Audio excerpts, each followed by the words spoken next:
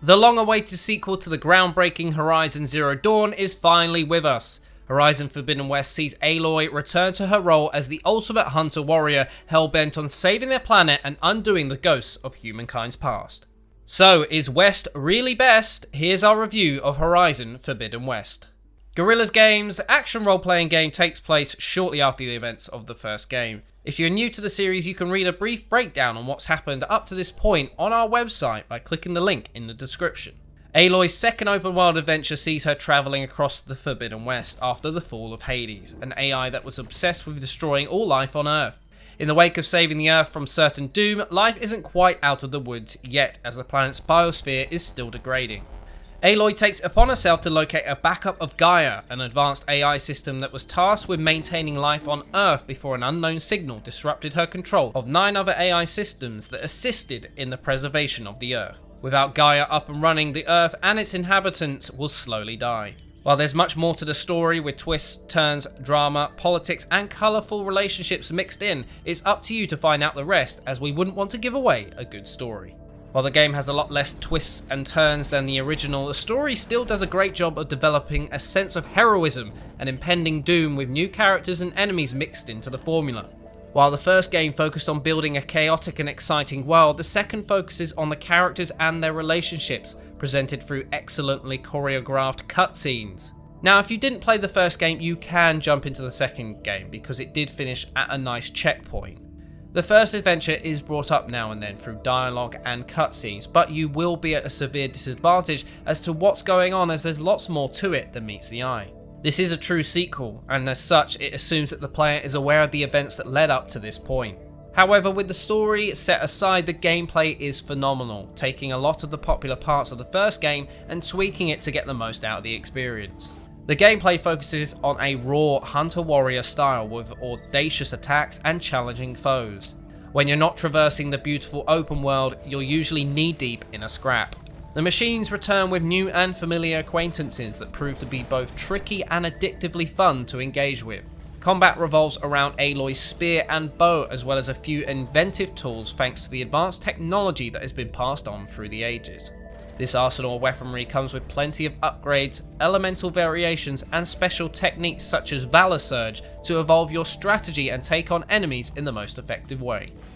You're equipped with the Focus, a device that gives Aloy information about enemies and uncovers clues to complete missions. It brings a new and interesting element to most quest completing tasks that other games potentially lack. Admittedly, I felt like the offspring of Sherlock Holmes and Lara Croft, catapulted into the 31st century. It certainly proves to be the one-up you need in most fights, allowing you to track enemy footpaths and highlight their weaknesses to plan your attacks with as much detail as you wish. As you progress, you'll level up in true RPG fashion for fighting, looting, completing quests, and even discovering new locations. Leveling up rewards skill points that can be put into 6 different skill trees to complement your playstyle. Whether you like to run in weapons a-blazing or play a more stealthy style, you can put your points into what matters to you most to enhance your experience. While the gameplay is certainly the highlight for me, it doesn't come without its flaws.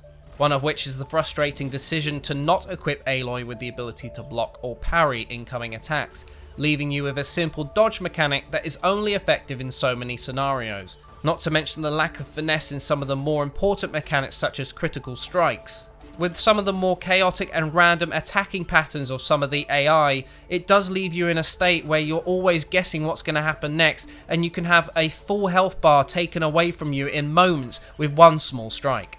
It's a decision I'm still unsure why they took, and although it made me think outside of the box in terms of my attacks, sometimes I just didn't have the time or patience to do that. Sometimes I had to think about things and be a bit more slower than I would have liked to, considering my build path and how I wanted to play the game. Some issues can be negated to an extent with the skill tree, but certain trees provide far less worth than others, which isn't new for an RPG, but some skills that are quite useful are left late in the tree and are only unlocked once you've pushed through some of the more ineffective ones. Considering how precious these points are early doors, they're often ignored in favour of more practical ones.